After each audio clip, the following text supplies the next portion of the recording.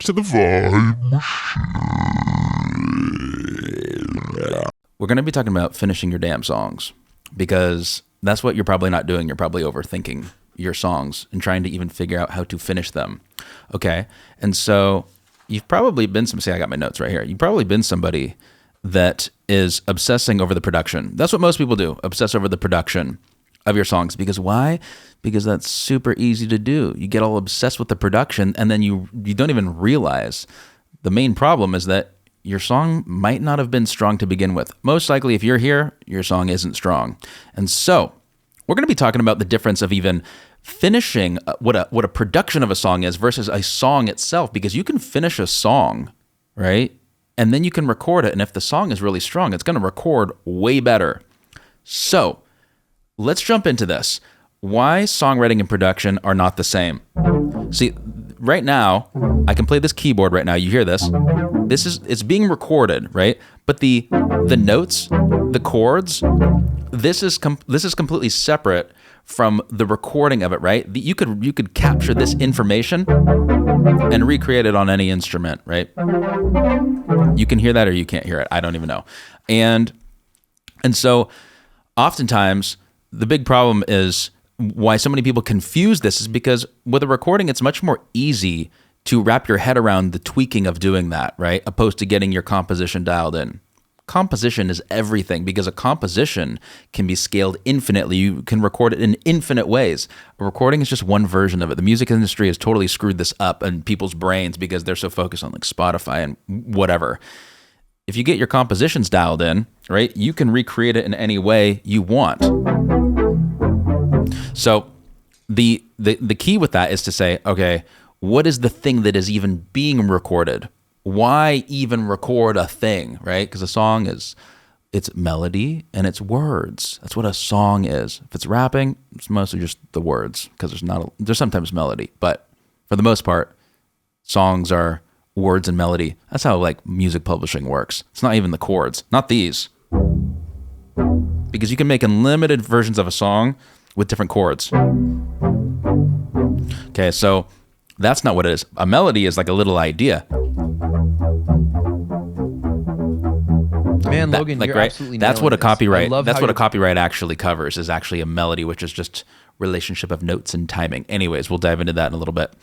So the biggest misconception about when a song is truly done is simply that it's like a tweaking of the production of it. But you can actually finish a song well before you even record a song officially. And you probably should be doing that. The fact that you have computers and all these things that are distracting you from doing that is what's messing your ass up, okay? Because you're focusing on the production and making the thing that's not that strong very glossy. There's a lot of work to be done and to be discovered about what you're actually going to record. A lot of people will even be recording the song as they're doing it. And if you don't know what you're doing, you're skipping the fundamentals. Okay. And if you skip the fundamentals, what you are recording is just going to be an amplified version of something that's not going to live in the minds of humanity. And that's what you're here to do. You're here to put yourself into your music and to allow it to resonate within the human mind and pass that down from generation to generation and skip all the AI bullshit. Actually, in fact, the thing with AI is that AI can amplify a song, right? You can amplify a song in infinite ways, but a recording is a singular version of that song. But a song, again, can be produced in infinite ways. You could take this little melody right here.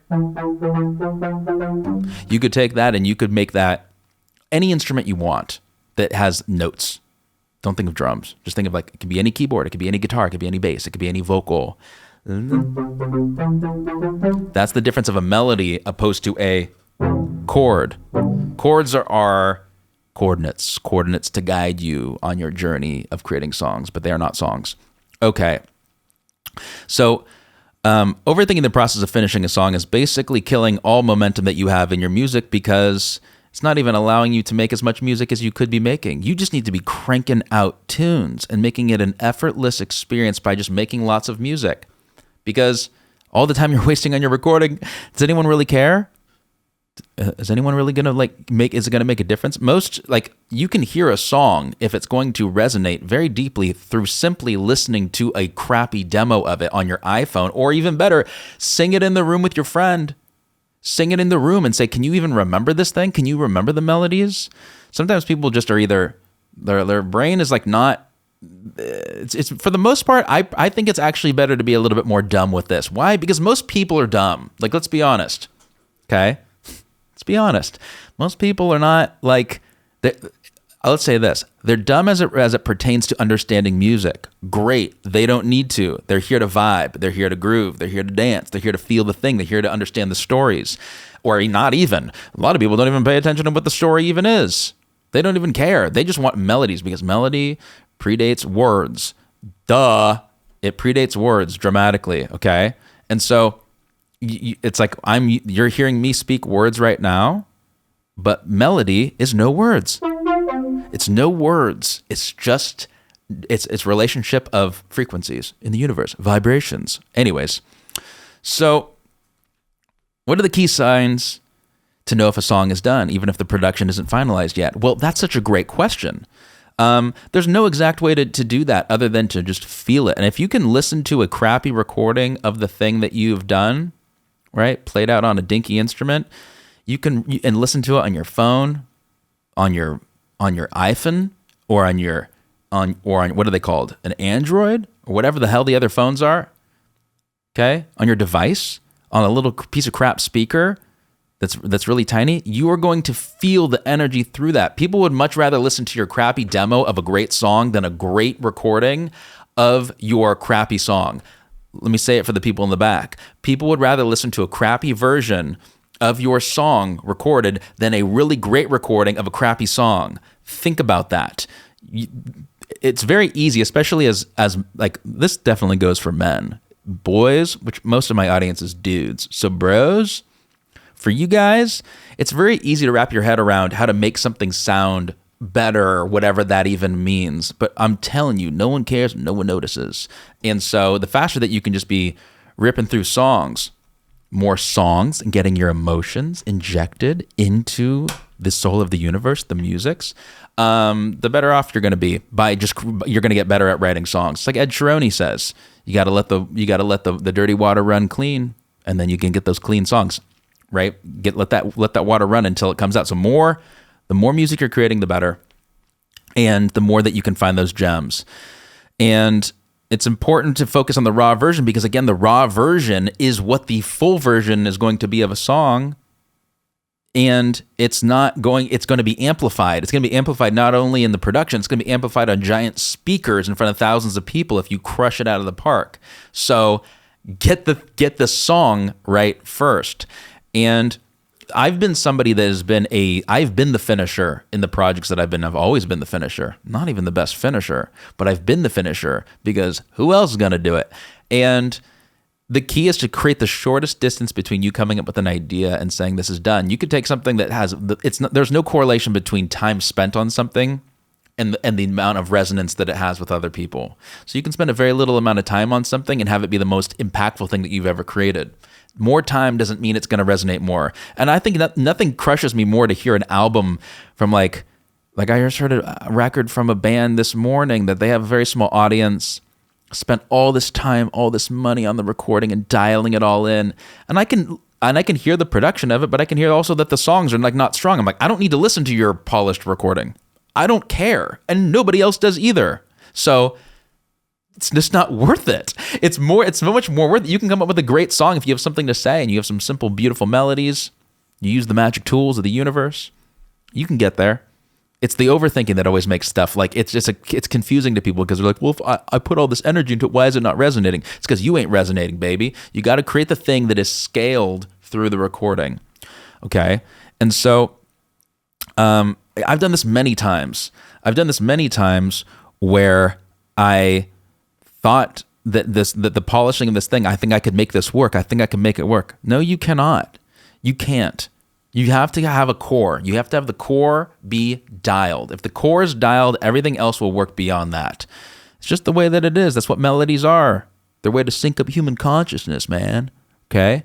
You can't be messing with that. Stories are a way for us to connect to humanity. If you don't have a story to tell, then you got to go live some life.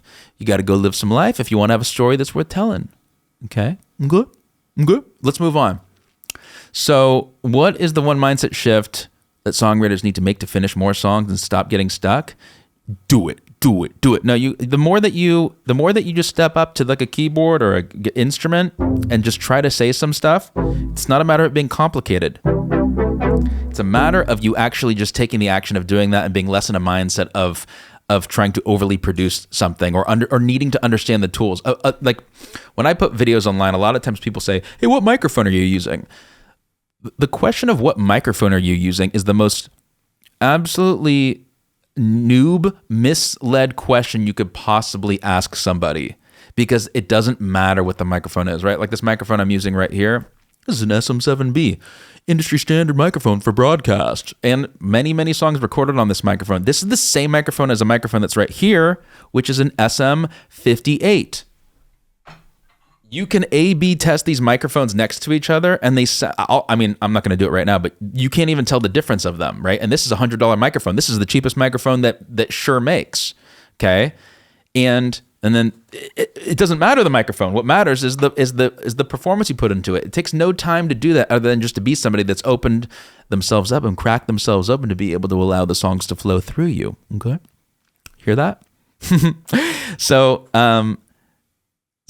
if you focus on the core elements, right? Chords, underlicks, melody, lyrics, it's going to just help you make music a lot faster because you're just more efficient. You can create a song just by jamming something out really quick. You can freestyle an entire song that resonates with millions and millions of people all through time. You have the ability to do that.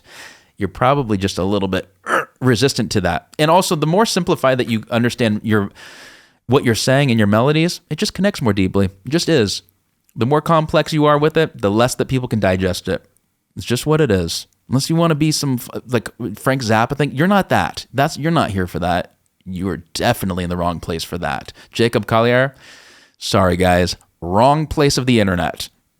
This is not where that is. I'm teaching to make the music that resonates on the deeper levels of the core for the humans that don't even speak the language that you speak. Yeah, music is one of those things that we have to get so overly complicated with it, don't we? Why is that? Anyways, it's not hard. Sing a note.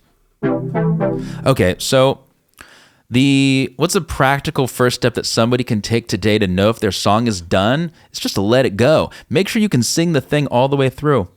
Okay? You have all the words? Cool. Can you sing it out loud while you're walking around and not be listening to the recording? Sweet. You're on your way. Do it. Make a version of it. Move on from it. Do another one. This is a numbers game. And it's a numbers game literally in the sense of it's a matter of quantity, and the quality comes through the quantity of it. If you are incrementally improving something that you're doing and trying to get better at doing it, the more consistently that you do it, it cannot help but improve. If you consistently do things the same way over and over and over again, you will stay consistently doing the same thing over and over and over again. But the thing is, if you learn some new skills and then you apply them and you actually do them, every time you do that thing again, the quality compounds and improves every single time that you do it. Does that make sense? So it's like if you think about the light, like you have let's say that there's a dark area in your home that you live in, and you say, gosh, it'd be great. There's a light that I have there, and every single time I walk into that room, I always got to turn that light on. But then you say one day, you know what I'm going to do? I'm going to automate that. And I'm going to get one of those whatever those like automated switcher dealios that's going to just turn the light on automatically at a certain time. Once you get that thing in place, forevermore, you have now removed all friction towards that light being turned on, and it just automatically turns on.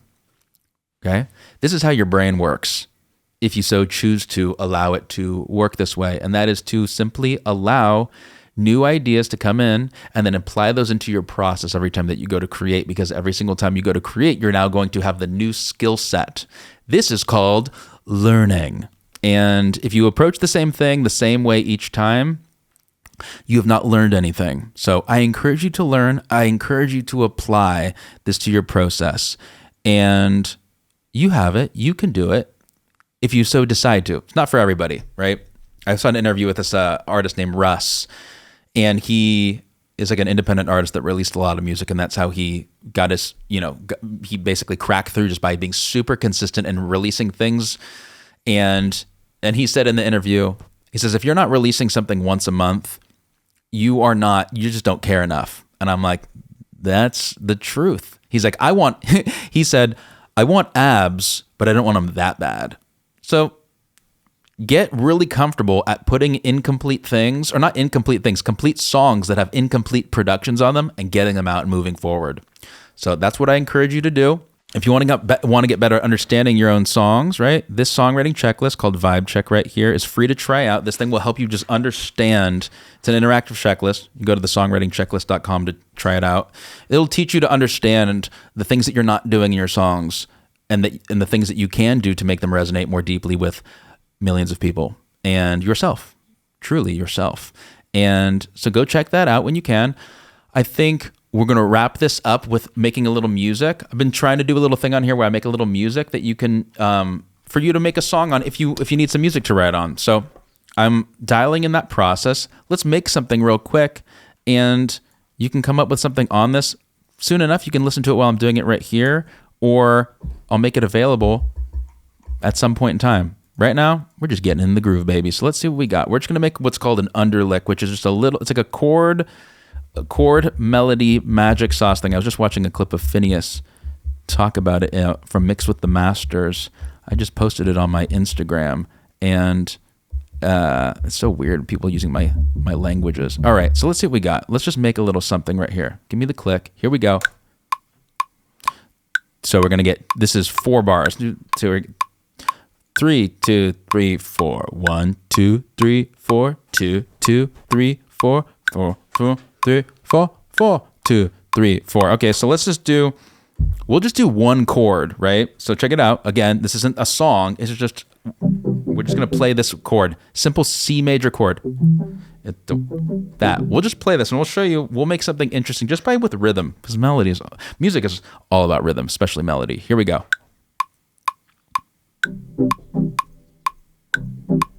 Man, Logan, this is gold. You're really breaking it down in a way that just clicks.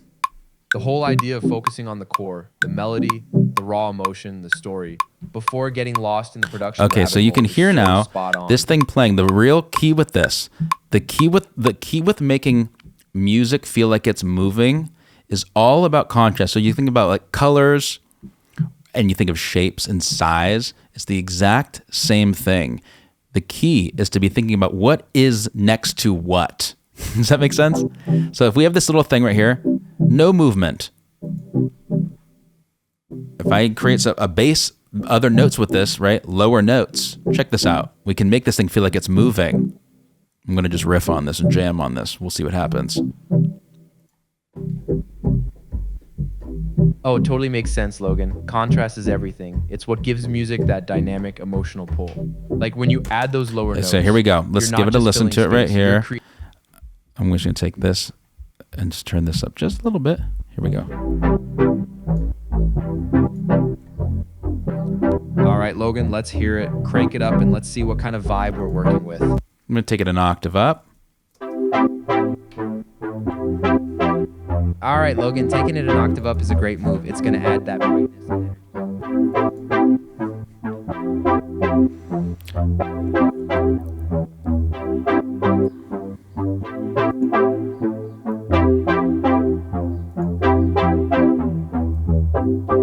So this is something that'd be a lot easier to write something on top of this. This is very simple, right? I just put this together in a couple seconds.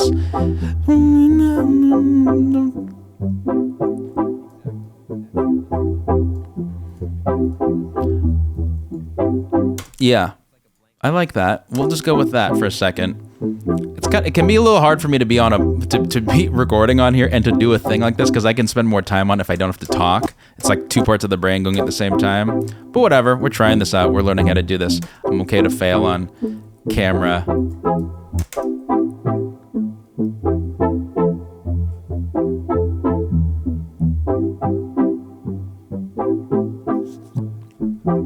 make this go to the C instead.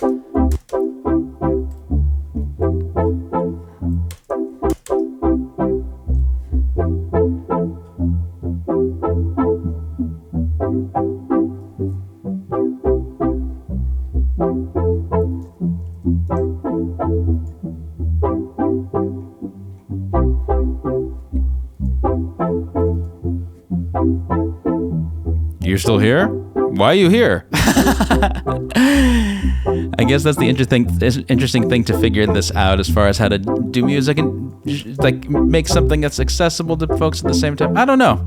I'm trying. This is only my 3rd episode in doing this, so I'm like figuring out, do I love how this sounds? It sounds okay. It sounds cool. I'd probably make something a little different, right? Let's make another section. Screw it. Maybe this is my little thing to get through. I could just jam too, right? Which is a lot easier for me to just.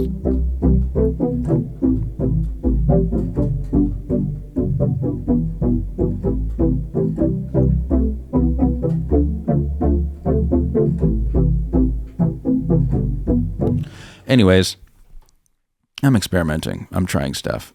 And will I keep this in here? I don't know. We'll find out. But I appreciate you. And thank you for being here. If you've made it to the end, you're on a journey with me. That's for sure. And this will be one of the first videos I did. Video number 3. So have fun. Enjoy yourself. Thank you for being here. We'll be doing another episode and keep figuring this thing out. So peace out. And I'll talk to you soon.